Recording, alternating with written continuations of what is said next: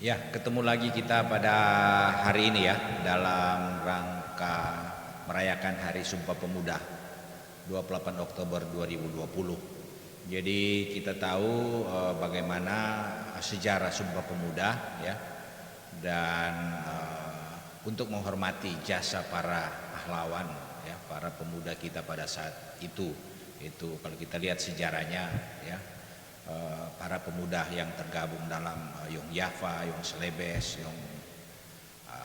Yong Sulawesi dan Yong Sumatera dan lain-lain ya, kita lihat mereka telah bersatu padu untuk berjuang mempertahankan bangsa dan negara kita tercinta. Nah, untuk mengawali itu pada kesempatan ini memang saya tidak akan membahas mengenai sejarah ya, tapi saya lebih ingin mengantar kita khususnya kepada generasi muda itu mengambil topik melahirkan generasi petarung, yaitu berbekal pada semangat para pejuang kita, para pemuda kita yang telah mendeklarasikan Sumpah Pemuda pada tanggal 28 Oktober tahun 1928 ya. Nah, sebelum saya melanjutkan atau kira-kira bagaimana kita melahirkan generasi petarung berbekal atau berdasarkan semangat Sumpah Pemuda yang sudah dilahirkan oleh para pahlawan kita. Nah, untuk itu kita dengarkan dulu ya, kita dengarkan dulu ikrar mereka pada saat itu ya. Oke, ini dia ikrar Pemuda, satu, kami putra dan putri Indonesia mengaku bertumpah darah yang satu, tanah Indonesia.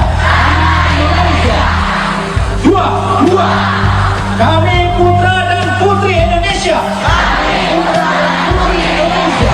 mengaku berbangsa yang satu, bangsa Indonesia. Tiga, kami putra dan putri Indonesia menjunjung bahasa persatuan, bahasa Indonesia.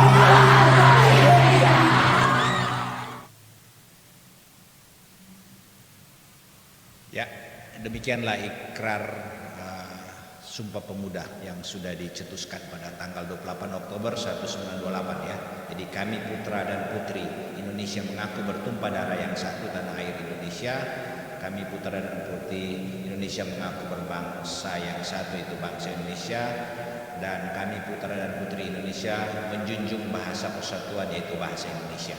Nah, semangat persatuan ini yang ingin saya coba bahas pada malam hari ini, kira-kira ya, dengan semangat persatuan yang sudah diikrarkan ini, untuk saat ini bagaimana para pemuda kita yang nanti akan memegang tongkat estafet untuk menjaga apa yang sudah diamanatkan oleh para pendahulu-pendahulu kita. Nah, bagaimana para pemuda untuk nanti akan masuk di era yang mungkin sudah berbeda dengan era para pejuang-pejuang atau para pendahulu, para pahlawan kita sebelumnya ya. Nanti mereka akan masuk di era revolusi industri 5.0. Nah, apa yang bisa mungkin menjadi refleksi kita pada kali ini ya, ini mungkin saya sedikit coba mengambil poin-poin tersebut ya, yang saya coba ambil contoh dan mungkin ini bisa jadi refleksi kita, yaitu dari bangsa yang maju, yaitu negara yang maju, itu negara Jepang. Kebetulan saya hampir 9 tahun tinggal di sana. Mungkin ada sedikit pengalaman, poin-poin yang saya ambil dari negara mereka yang menurut saya ini perlu kita tiru dan kita coba kita kembangkan di negara Indonesia agar supaya kita bisa menjadi bangsa yang besar ya, karena kita secara geografi kita merupakan punya potensi untuk itu ya, belum lagi bicara sumber daya alam dari segi sumber daya manusia. Nah, cuma memang kalau saya bandingkan memang ada yang tetap harus kita masih terus tingkatkan. untuk melahirkan satu generasi petarung, menjaga bangsa dan negara kita ini agar tepat terus berdiri untuk terwujudnya satu masyarakat yang adil dalam bingkai negara kesatuan Republik Indonesia. Nah, ini yang menjadi poin saya pada saat ini untuk membahas tentang bagaimana hal itu harus kita lakukan. Poin-poin apa saja yang harus kita lakukan ya. Nah, ini yang saya ingin coba ambil ya dalam konteks ini ya. Oke, jadi kita lihat hal-hal apa saja yang perlu kita lakukan ya untuk supaya itu bisa dapat membanggakan para pahlawan yang sudah mendahului kita ya. Ini poin-poin penting yang menurut saya perlu menjadi bahan refleksi kita, yaitu pertama bagaimana ini saya lebih khusus untuk memberikan refleksi bagi para generasi muda ya, nanti anak-anak muda kita ke depan, yaitu pertama satu disiplin. Nah, disiplin, kita berbicara disiplin, kalau saya bandingkan dengan bangsa Jepang ya, mereka itu sudah mulai sejak anak-anak itu masih kecil, jadi dari TK, dari sekolah, baik di rumah maupun di sekolah itu disiplin ini tidak ada hal-hal yang perlu ditawar lagi. Namanya disiplin harus dipatuhi. Saya pernah merasakan itu sendiri, bagaimana mereka di sekolah itu menerapkan disiplin. Yang salah itu tetap salah, tidak boleh dibenarkan kalau memang salah.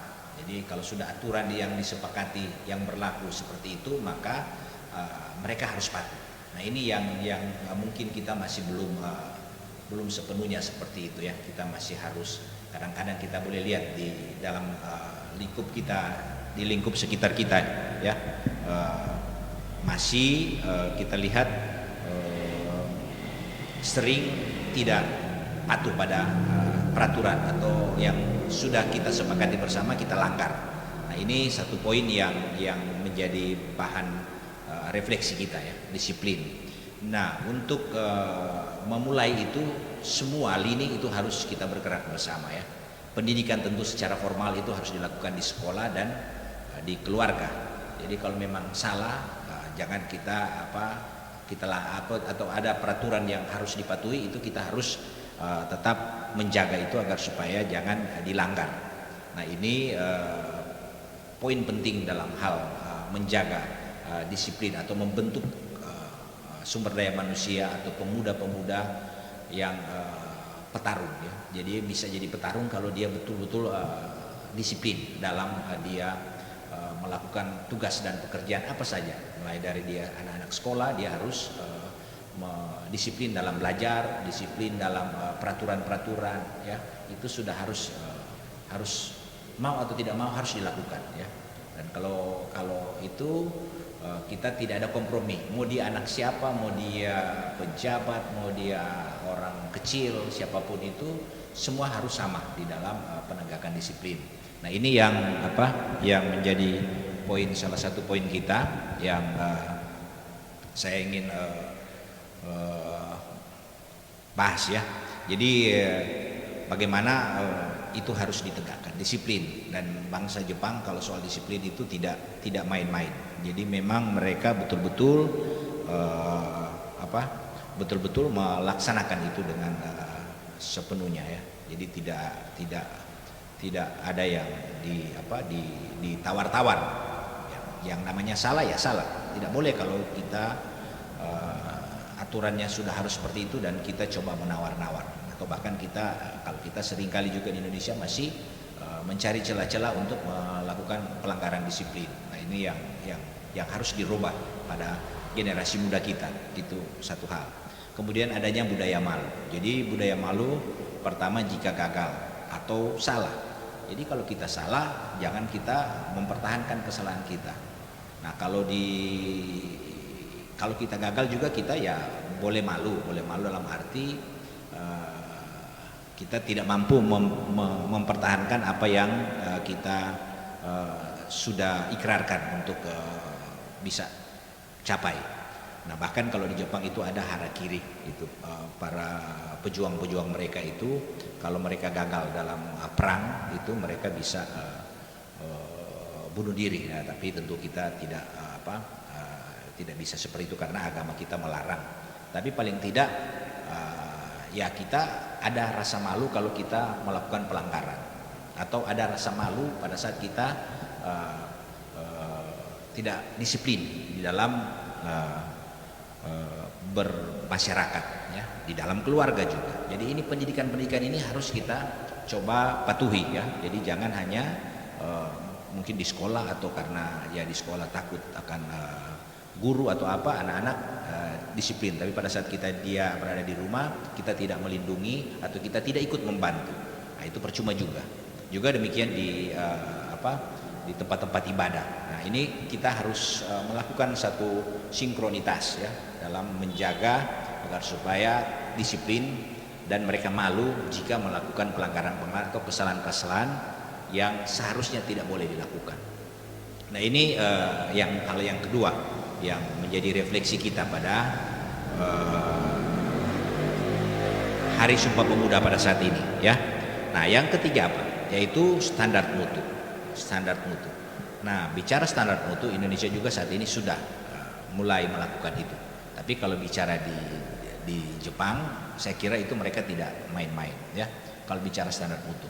Jadi di sekolah itu baik semua kegiatan apapun, ya, bukan hanya pelajaran, di olahraga itu kalau memang levelnya dia harus melakukan hal tersebut, katakanlah, ya, kalau di pelajaran, ya, kalau di pelajaran gampang, ya, kalau kita Indonesia juga seperti itu, ya, dia harus tahu menguasai persamaan 1, 2, 3, maka dia harus tahu di level misalnya di kelas 3A atau di kelas 3 atau kelas 4 itu dia harus selesai dengan itu, dan guru itu harus berusaha untuk muridnya bisa mencapai mutu tersebut. Nah, ini mungkin kita juga kadang-kadang longgar, ya, karena ya baik muridnya atau mahasiswanya tidak ingin cari gampang. Nah, ini sementara mutu yang harus kita tegakkan itu harus betul-betul ya sesuai. Itu menyangkut hal pendidikan, ya. Kemudian misalnya contoh olahraga, ya, kalau dia harus misalnya ada katakanlah dia harus lompat minimal 3 meter atau 4 meter atau melewati halang rintang 1 meter untuk kelas 3 atau kelas 4, ya, itu harus mereka lakukan, diupayakan, karena secara normal anak-anak itu kalau dia memang betul-betul kesehatan dan lain-lainnya, kecuali dia ada handicap, nah itu tentu diprioritaskan. Tapi kalau dia normal, maka dia pasti akan bisa mampu melalui rintangan, misalnya 1 meter dia harus melompat, misalnya itu. Nah, mutu ini dia tetap jaga. Nah, di kita kan kadang-kadang sudah ada yang cengeng, tidak mau, sudah kita biarkan saja. Nah, ini tidak bisa. Memang kalau bicara standar mutu harus betul-betul kita jaga.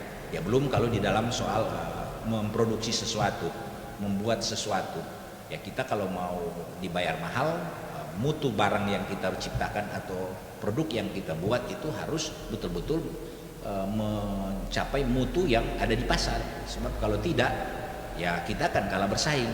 Nah, ini juga kadang-kadang kita mau cari murah atau mau cari cepat atau mau cari untung besar, ya kita buat mutu jelek. Nah, padahal di pasar itu sudah beredar mutu yang standarnya bagus. Nah, akhirnya kita kalah dalam kompetisi. Nah, ini standar mutu yang di Jepang ini sangat-sangat ketat. Saya melihat sendiri ada beberapa contoh-contoh yang saya nonton di televisi, itu mereka membuat roti misalnya. Itu sudah hampir sama, prosedurnya sudah sama, tapi ada satu titik mereka lalai, sehingga saat diperiksa, dicek berapa poin untuk memenuhi syarat satu produk roti untuk dijual, itu ada satu poin, misalnya seratnya tidak, waktu ditarik dia langsung putus, artinya dia tidak lembut. Nah, itu ketahuan di situ. Nah, itu ketahuan bahwa dia tidak ada kesalahannya di mana, kesalahannya di sini. Nah, itu mereka perbaiki.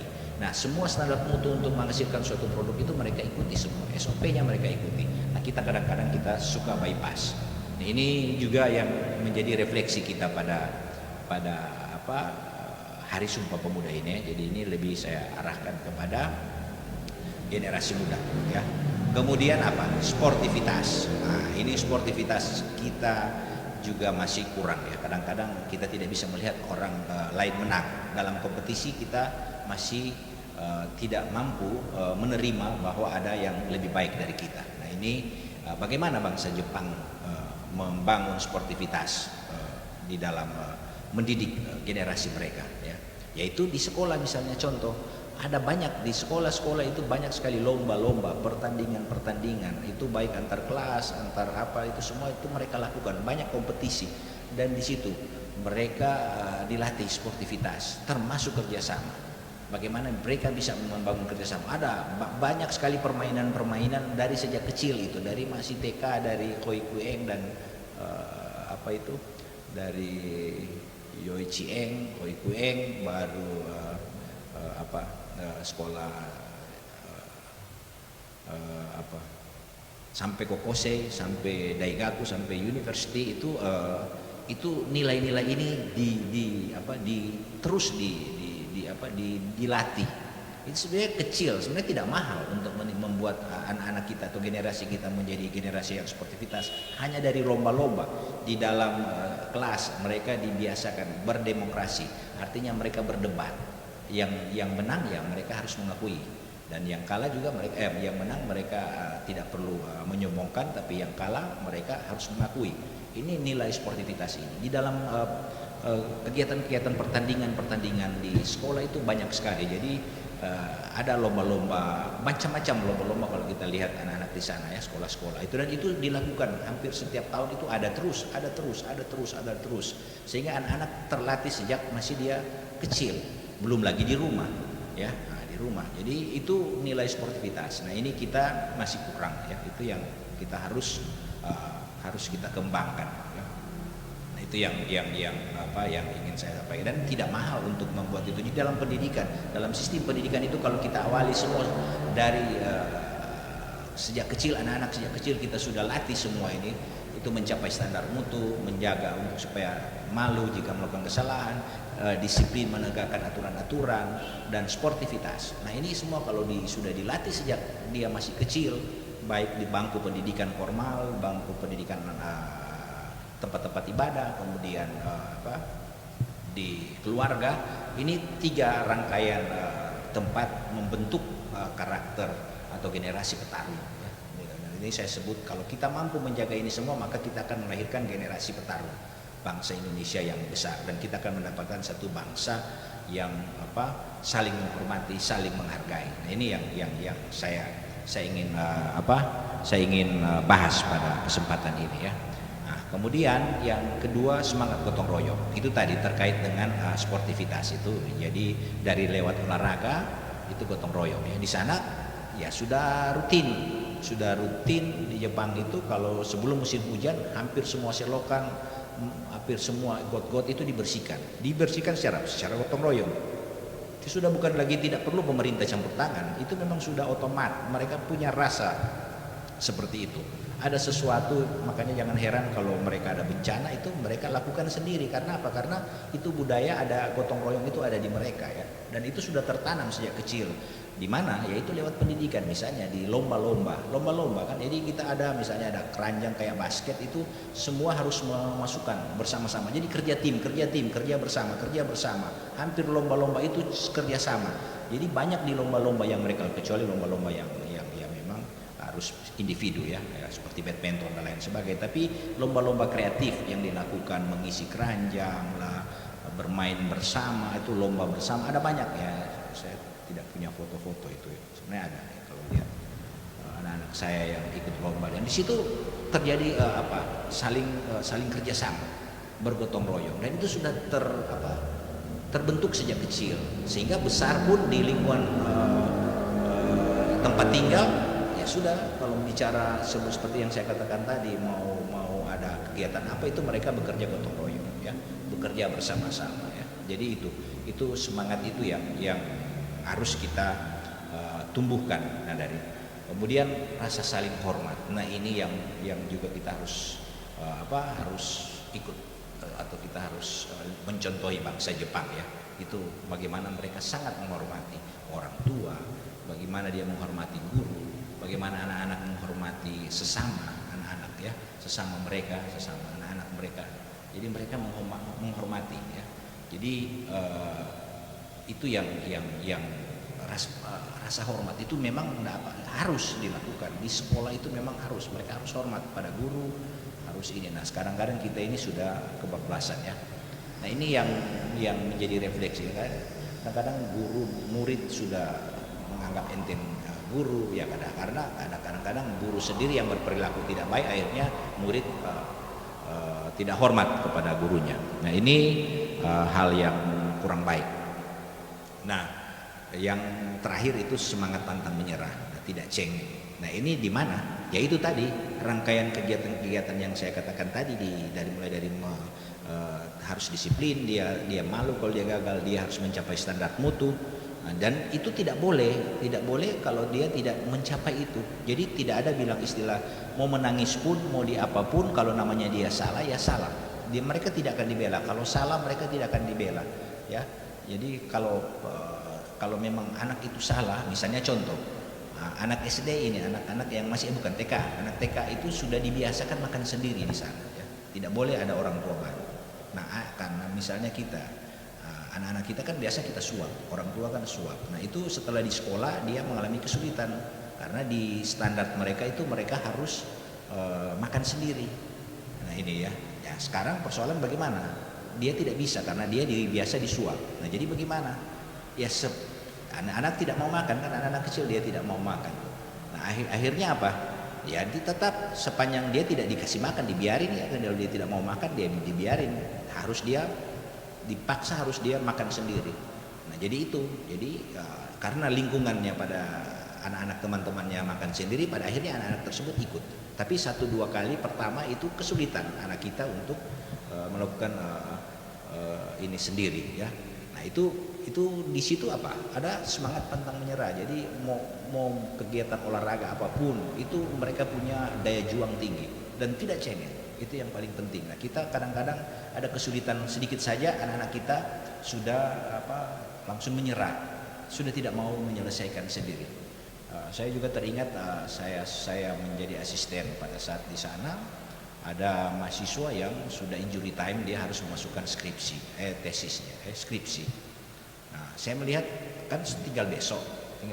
Saya melihat dia masih banyak yang belum selesai. Dan saya katakan sudah tidak usah aja masukkan ini poin, ada 10 poin yang harus dia masukkan, saya ambil 5 aja yang penting karena waktu sudah tidak cukup. Tapi itulah saya lihat bagaimana mereka tidak menyerah ya. Dia katakan bisa, dia kerjakan sampai jam 3 pagi itu ya. Dia kerja sampai jam 3 pagi. Saya katakan kok bisa Anda bisa selesai ya itu karena apa? Karena dia dari sejak kecil mereka sudah diajarkan untuk tidak menyerah. Kalau memang mereka harus lakukan itu, pekerjaannya harus lakukan 10 yang tadi saya katakan, dia harus lakukan itu. Nah ini poin-poin penting menjadi refleksi Sumpah Pemuda ya di tanggal 28 Oktober 2020 ini ya. Bagaimana kita melahirkan generasi petarung. Dan saya berefleksi pada bangsa Jepang. Kenapa saya berefleksi pada bangsa Jepang? Ya karena kebetulan saya 9 tahun tinggal di sana, banyak hal yang saya lihat nilai-nilai positif yang di generasi muda kita itu masih belum terbentuk dengan bagus ya. Bukan berarti ya kalau dibandingkan dengan bangsa Jepang memang belum ya, saya masih belum melihat poin-poin yang saya sampaikan ini ada 1 2 3 4 5 6 7 8 poin ini sudah berjalan seperti yang di Jepang ya. Karena saya juga sebagai pendidik saya merasakan itu masih belum. Nah ini coba kita mulai kembangkan di sekolah-sekolah ya. Mari kita semua ya. Jadi jangan hanya diberikan kepada pendidik, orang tua, para tokoh-tokoh agama. Ini 3 bagian kehidupan yang besar yang mempengaruhi ya pembentukan daripada generasi petarung, yaitu antara lain dengan bertumpu pada bagaimana dia disiplin, bagaimana dia malu jika gagal atau salah, bagaimana dia menjaga mutunya, dia mampu bersikap sportivitas dan mampu bekerja sama gotong royong, saling menghormati dan pantang menyerah.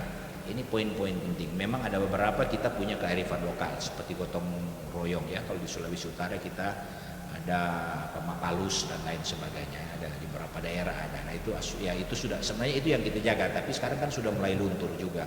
Nah ini yang mari kita balikan kembali. Misalnya saling hormat. Dulu itu ada budaya tabeya ya, menyampaikan tabeya pada saat bertemu di Minahasa misalnya. Jadi itu apa? Tabeya itu ya seperti biasa, tapi saat itu orang saling menyapa dan saling menghormati. Sekarang ini orang sudah say you say me, siapa menanga siapa kita. Nah ini yang jadi problem pada saat ini. Sudah mulai luntur nilai-nilai itu. Nah mari kita coba gali kembali ya. Jadi dengan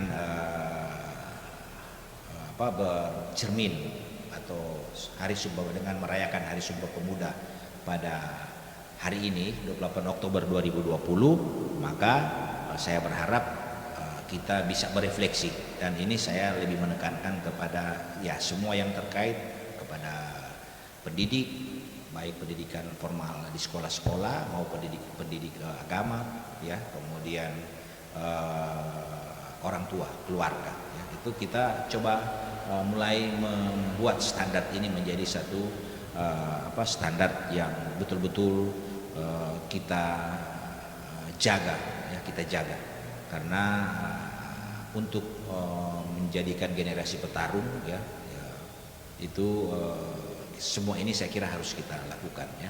Karena apa? Karena pemuda kita ini yang nanti akan menjadi para generasi pemuda, anak-anak kita yang akan menjaga marwah dari apa yang sudah diikrarkan oleh para pahlawan pendahulu kita ya. Itu dengan semangat Sumpah Pemuda kita lihat ya, semangat persatuan ya kita, karena kalau kita ada gotong royong, rasa saling hormat ya, ada nilai sportivitas ya, maka ini juga bagian yang penting untuk menjaga apa yang dicita-citakan oleh para pahlawan pendahulu kita. Jadi ini yang menjadi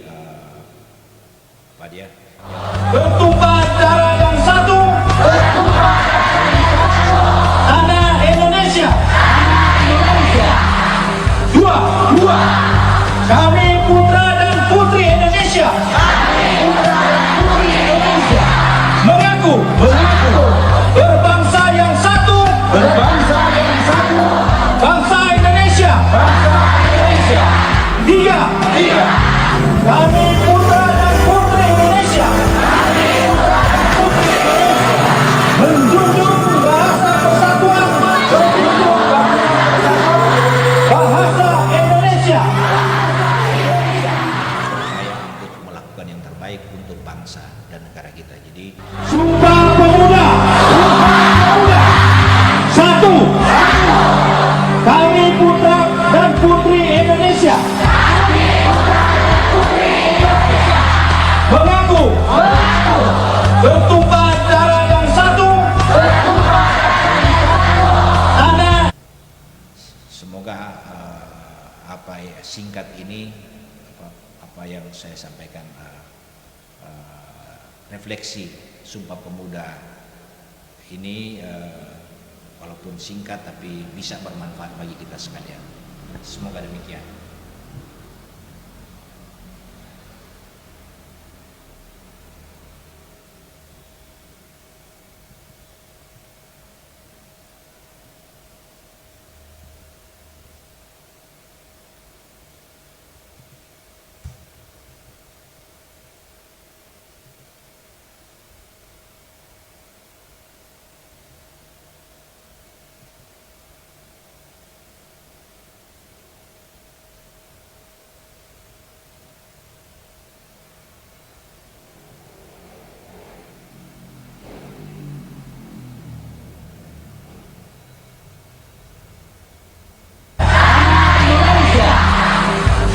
Dua, kami putra dan putri Indonesia. Mengaku berbangsa yang satu,